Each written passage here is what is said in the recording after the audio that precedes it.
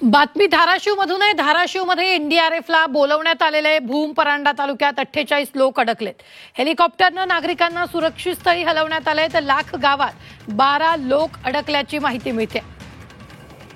भूम आणि परंडा तालुक्यातील वडनेर, ढगपिंपरी, रुई, देवगाव, नरसाळे वस्ती गावात 48 लोक अडकलेले आहेत। एनडीआरएफला पाचारण करण्यात आले।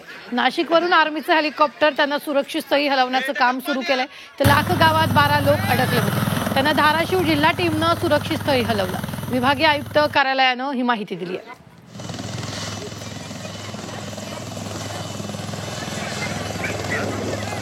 धाराशिवमध्ये रेस्क्यूसाठी आलेलं हेलिकॉप्टर खराब हवामानामुळे थांबवण्यात आलंय। हेलिकॉप्टरनं सुरू असलेलं एअरलिफ्टिंग थांबवण्यात आलंय। जोरदार वारा, तुफान पावसामुळे एअरलिफ्टिंग थांबवण्यात आलंय। त्यामुळे सध्या फक्त बोटींच्या साहाय्यानंच बचाव कार्य सुरू आहे। आतापर्यंत 50 जणांना सुरक्षित ठिकाणी हलवण्यात प्रशासनाला यश आलेलं आहे।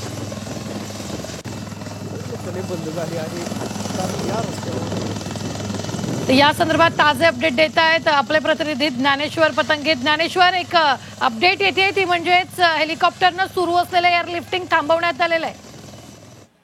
रुबीना, सध्या भूम आणि परंडा परिसरामध्ये रेस्क्यू ऑपरेशन सुरू आहे। पुराचा धोका काही कमी होताना दिसत नाही। सध्या हवामानामध्ये सुद्धा मोठा बदल झालेला आहे। पाऊस येतो आहे, जोराचा वारा आहे। त्यामुळे ज्या 2 हेलिकॉप्टरनं या ठिकाणी एअरलिफ्टिंग सुरू होतं ते थांबवण्यात आलं होतं। काही काळ हवामानाच्या कारणास्तव ते बंद केलं होतं। मात्र आता अवघ्या काही मिनिटांमध्ये आणखी दोन्हीपैकी एका हेलिकॉप्टरचं रेस्क्यूचं काम सुरू आहे।